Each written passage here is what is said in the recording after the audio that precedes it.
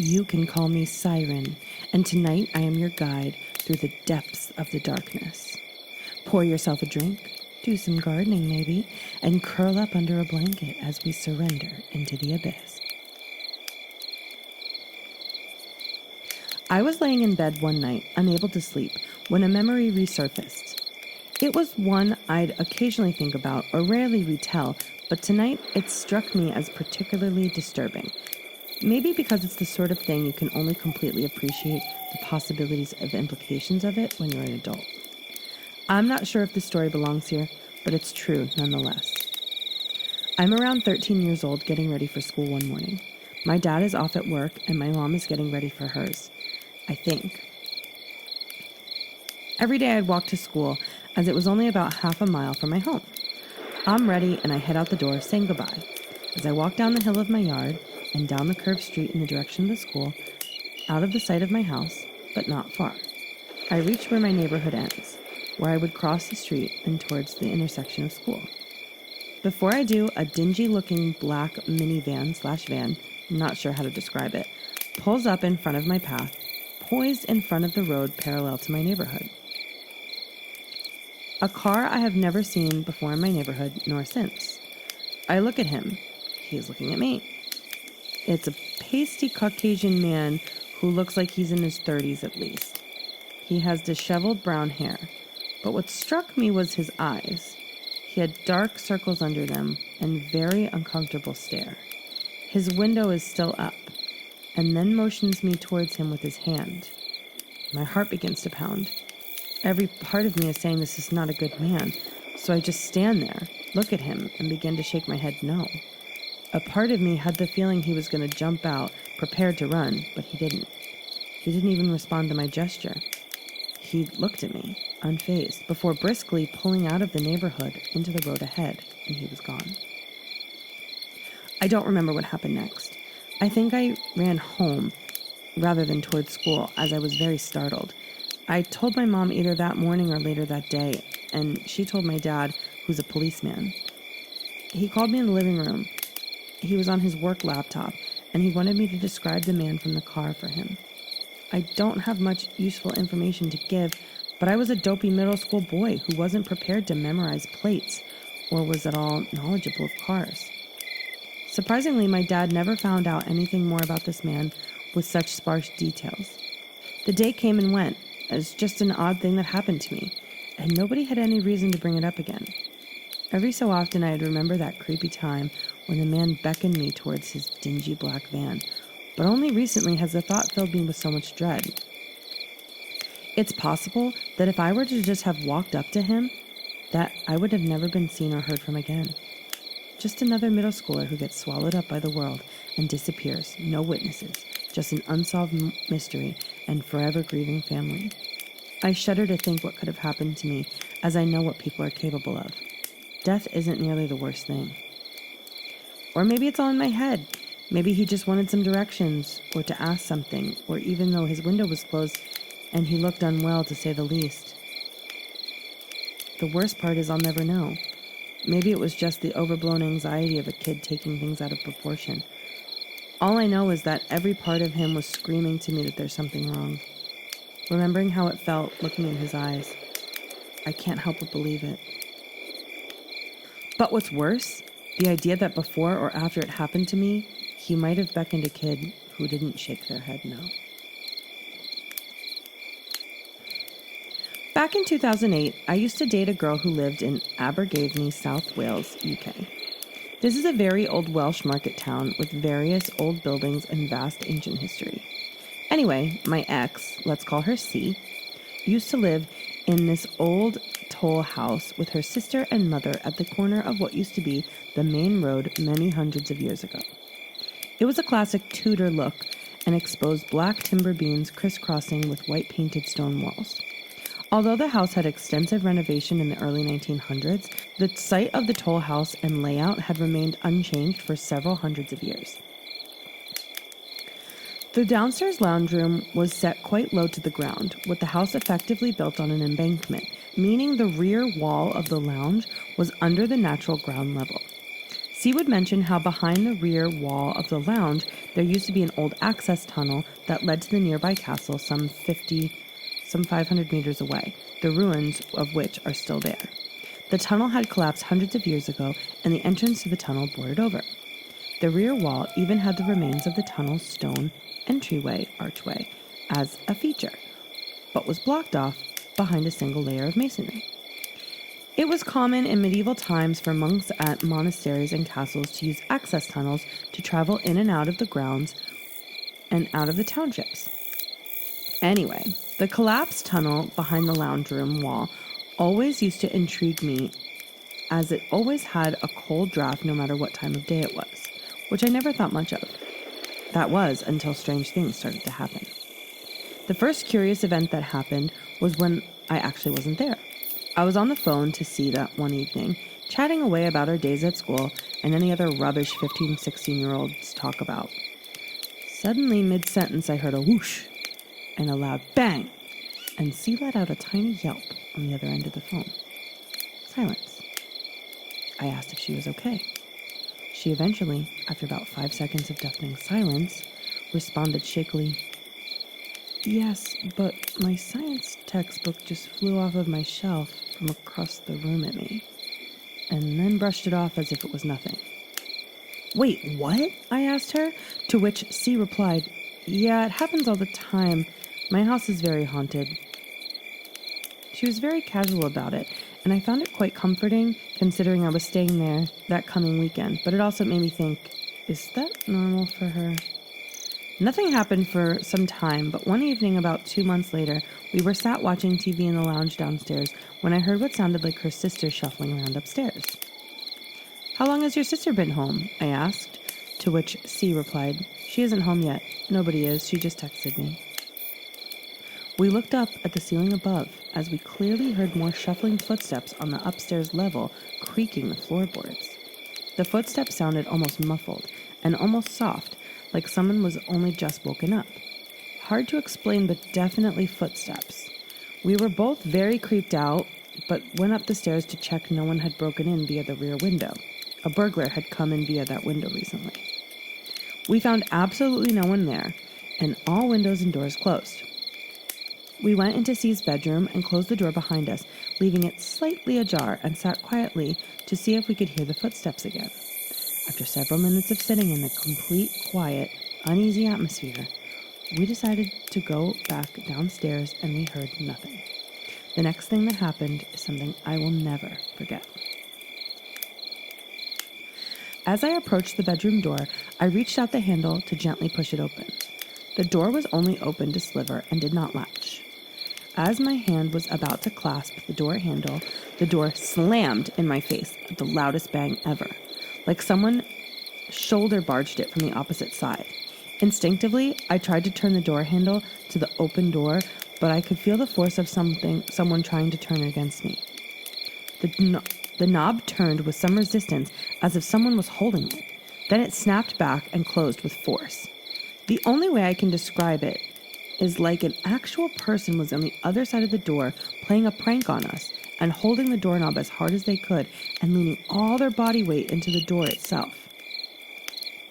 I could even hear the old timber door creaking under the pressure of something pushing it hard from the other side. Then suddenly, a few seconds later, the resistance disappeared. I turned the doorknob and the door swung open freely. There is absolutely no way a person could have done that and then hidden somewhere in that house that quickly. We rushed from room to room and found no one hiding. All windows closed, at the front door still locked from the inside.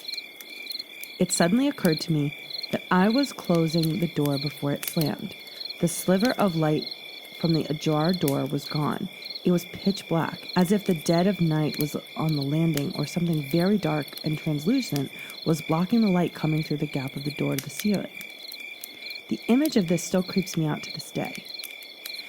From then on, things literally started to go bump in the night.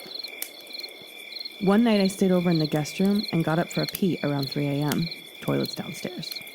When I was heading back to the base of the stairs, I heard a loud thump from the lounge room. I started into the pitch black beyond beyond the old crooked doorway leading into the lounge room. I could tell the thump was coming from the rear wall, like someone's fist softly hitting a hollow plasterboard wall, as if someone or something was behind the hollow wall where the collapsed tunnel entrance was. I stood there in frozen shock. Thump, thump, thump. My eyes watering with pure fear, like I've never experienced before. I then bolted upstairs to wake up C. We sat on her bedroom floor listening to this thumping going on for what seemed like 30 minutes or so, getting slower and softer and eventually disappearing. I'm sure other events happened there that we didn't notice. Her mom used to drink a lot and tell us vague stories of the moaning she heard from behind that lounge room wall most nights. I even saw C's bedroom door open behind her on webcam on its own, and her mirror getting thrown off the wall and smashing on the ground. Whatever was in this house had a sad but sinister feeling. We broke up not so long afterwards, and I never went back there. But I did drive past the house recently, some 16 years later, and it gave me chills like nothing else in a long time. So this happened when I was a kid, and our house was surrounded by woods. There was only a few neighbors around us. Every once in a while during the night, around midnight, I would lay in bed because I couldn't sleep. I felt a creepy vibe, like something or someone was watching me. Sometimes I would hear footsteps coming from the attic above my bedroom. It sounded like someone was walking around. I went outside my bedroom into the hallway, and everyone in my family was sleeping, and their doors were closed. So I went back to my bedroom and closed my door. I was laying in my bed again, and I heard the footsteps in the attic. Then I heard something fall in my closet. I was so scared that I ran into my parents' bedroom and woke them up. They were confused at first, but then I explained to them what I heard. My mom and dad said it was probably just my imagination, and they didn't believe me. They walked with me back to my bedroom and looked around in my bedroom, and then they went inside my closet. There was a board game that had spilled all over the closet floor. It was at the back of the shelf at the top of the closet, so there was no way it could have fallen off without someone pushing it off. My parents helped me clean it up and put it back on the shelf. They said there was nothing to be scared of, and then they put me back to bed. They went back to bed too, and a few minutes after they left, I heard someone whispering something. It sounded like they were calling my name. Then I saw a shadow that looked like a person walking across the wall by my closet. I thought it was a ghost, and I started freaking out again, and I grabbed my pillow and blanket and went to sleep on my parents' bedroom floor. After that, I slept on the floor a few more nights. Eventually, I went back to sleeping in my bedroom, and when I would lay in bed around midnight, I would still hear the footsteps in the attic that continued every once in a while until we eventually moved away. To this day, I still don't know what that was, but it freaks me out.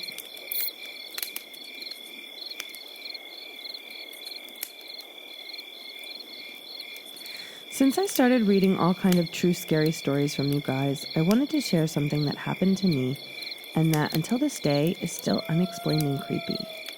Maybe I should start saying that I am, like some others in my family from my mom's side, kind of more receptive for the paranormal things than others. This specific episode came from when I was a little older than 12, and at that time my brother and I shared the double bed since there were 5 people living in a very small apartment.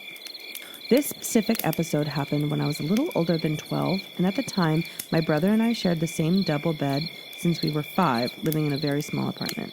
My brother, he is 3 years older than me, had never experienced something strange before this night I'm going to write about, and he is still pretty much skeptical about paranormal stuff nonetheless. Anyway, it was a normal day, and we went to bed, as always, and fell asleep. Me before my brother, since he used to check his phone and message his friends and stuff.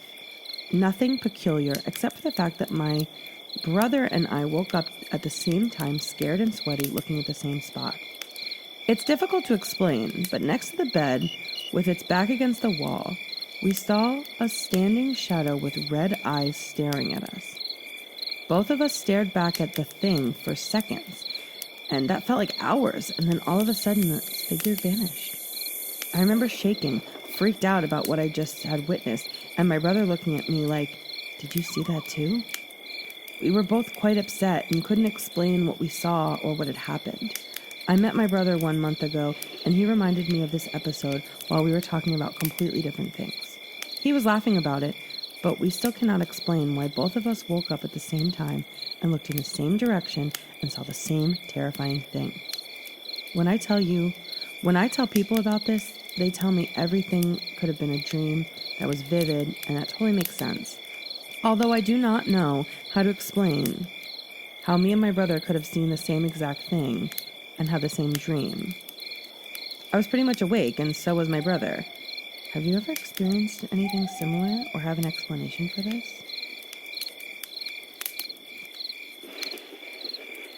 This just happened 5 hours ago. Okay, so I and a group of friends went to Seabreeze, New Jersey to watch the peak of the meteor shower. I was in one spot fishing, and they were walking up and down the beach.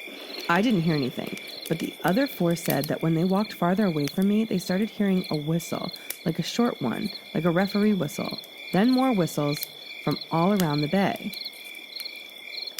They said it came from everywhere, every direction, and seemed to chase them, and they all ran away to the car, made me pack up my fishing gear and leave. I told them it was probably a bunch of scared birds, but they said no, it didn't sound like a bird, that it sounded like a referee whistles coming from every direction at them, but not that high-pitched, starting like one or two, and then more, and they joined from everywhere. And they didn't see any birds or anything in the water. It was dark, but they had flashlights. I mean, come on, I'm not saying I don't believe them, but there has to be a rational explanation, right? I thought maybe a group of oyster catchers, but they said it was not, and there were no birds in the bay. I said maybe it's just the sound that echoed. I said, okay, what do you think it is? A skinwalker? I've never heard of skinwalkers in New Jersey. I have no idea what they heard. Any ideas? I was out with some friends in downtown St. Louis, bar hopping, just enjoying the night, you know? But then I lost track of how much I'd been drinking. And by the time it hit me, I was way too hammered to drive. But I didn't want to blow money on a hotel or figure out an Uber back to the suburbs, so I made maybe the dumb decision to sleep off in my car. I ended up parking in a small, mostly empty lot near the riverfront. It seemed quiet enough, no sketchy vibes, at least at first. My car's an old sedan, not exactly built for comfort, but I tried to make the back seat work. I grabbed a ratty sweatshirt from the trunk to use as a pillow, cracked the window just enough for air. The streetlights were flickering above, giving off this weird, eerie glow, but I was too tired and buzzed to care. Eventually, I drifted off. But around 2 a.m., I woke up to this tapping on my window. My first thought, great, a cop's gonna bust me for sleeping here. But nope, it wasn't a cop. I squint out the window, and there was just some figure standing there, right up against the glass. The light from the street barely hit them, just enough to make out the shape of someone in a hoodie, standing way too close to my car for comfort. I tried to play it cool, thinking maybe they'd go away if I didn't react. But then they started circling the car, slowly dragging their fingers across the glass. My heart was pounding. They stopped at the driver's side door. I hear them try the handle. Thank God I locked it. They moved back to the window, where I was laying down, and they pressed their face against the glass. I couldn't see their face clearly, just a shadowy outline of their eyes right neck, staring right at me. I didn't move, barely breathed, just hoping they'd get bored and leave. After what felt like forever, they stepped back, and I didn't hear them walk away. I stayed frozen, trying to figure out if they were still there. Finally, I worked up enough nerve to sit up and peeked out the windshield. And there they were, standing like 10 feet in front of my car, just staring, not moving. I didn't even remember grabbing my keys, but suddenly I had them, hands shaking as I started the car. The second the headlights flicked on, they bolted, ran off in the darkness. I didn't stick around to see where they went. I just flirted out of there, driving until I found a busy, well-lit gas station, where I stayed the rest of the night. Doors locked, headlights on, wide awake. The next day, I couldn't shake the feeling of being watched. Even now, whenever I drive past that part of town, I catch myself glancing in the rearview mirror, half expecting to see that figure again, lurking in the shadows.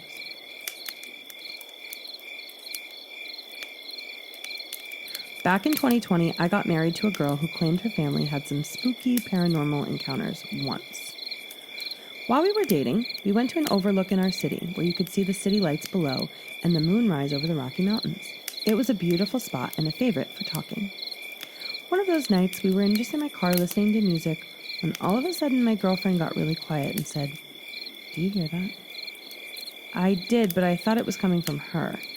It was a heavy breathing sound. What's even weirder is that it didn't go away when the music turned up and became even clearer when we turned it off. It was clear enough and obvious enough that I figured it had to be coming from my car. I rolled down the windows, but it didn't increase in the sound at all. Whatever it was coming from inside the car. I put my hand on the handle of the car, but my girlfriend screamed, "No, don't! Please don't go out there!" I just froze as she started crying. We left, and I dropped her off at her parents 15 minutes later. She texted me saying she heard it inside the house too. Later that week, she told me her family had heard this kind of stuff before, and that it stopped when they asked a pastor to bless their house. Weird, and I didn't know what to think of it, but a year later we got married. On our wedding night, she told me about the dream she had 2 years prior. She saw a large figure in her dream who pointed to a man who said looked like me from the back. She said that in the dream there was a house, and she was climbing up the stairs, and she saw me with my back turned. That was it. She woke up as I began to run towards her. During our marriage, it was rough. It was as if anything and everything we planned just messed up. COVID took our jobs, depressive episodes, declining health, car accidents, friends suddenly moved away, things becoming issues that we had talked about before. It was all things I thought were fixable, but eventually moved back to our hometown to be closer to family. During this time, I was diagnosed with a form of depression, and my wife was too. It made no sense. I was relatively happy, and I loved my life and my wife. Things were tough, but not in a depression-inducing sense. We got a dog, and that helped, but then my wife's anxiety and depression spiked. She became a shell of herself. She withdrew from me. I learned at this time she had 2 schizophrenic family members, and her sister struggled with bipolar disorder. I was worried, but my wife promised to see a therapist.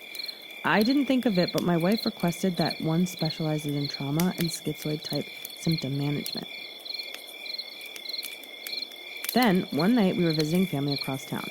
We were in the bedroom I grew up in our bed. We both just started talking when we heard the breathing again. This time, we both froze. I had forgotten about it. She put her hand on mine, and that's when we hear, Hey! A moderately deep, breathy voice coming from the ceiling.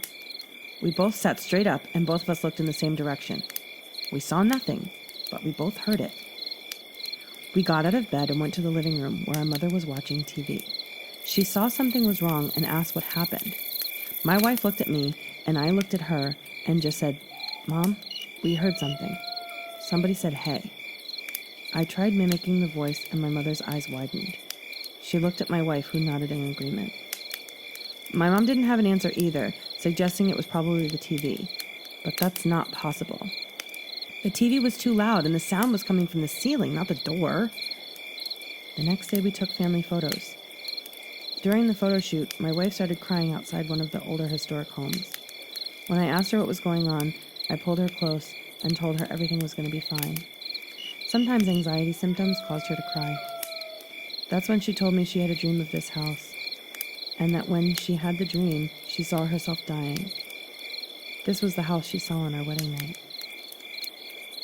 We went back to her hometown, and our marriage rapidly spun out of control. My wife divorced me. Turns out she'd been cheating. It was a tough divorce, but once she left me, so did my symptoms of depression and my anxiety.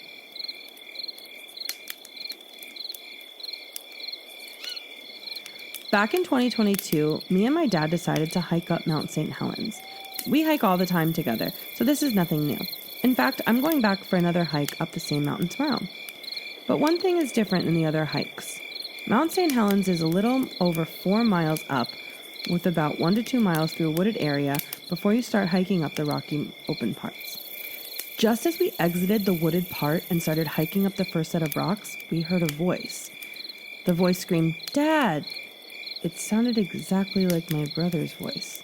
The weird part was my brother wasn't there. My brother was out of shape, very unathletic, and hates hiking. Once we heard his voice, me and my dad turned to each other to make sure we weren't hearing things. And sure enough, we both heard it. Without a doubt in our minds, we instantly agreed it sounded like my brother.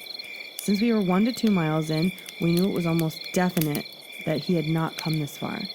We stayed for a good amount of time to make sure it wasn't someone behind us, but no one came. No one had passed us coming down for a good amount of time, so it couldn't be that. To make matters worse, a fog rolled in at that exact area while we were watching for people, so we took no chances and just continued the hike. We made it to the top and came back down with no more problems. Once we got back down, we asked my brother if he had come in, and all he said was, "I never left the car." This experience has left a mark in our brains that me and my dad will never forget. Update. We completed the entire hike again with no problems, but every time we passed that area, there were always people around, unlike the last time. But while we were walking through the forest on the way back, I kept having the distinct feeling of being watched. I never saw anything, so I don't know what it was.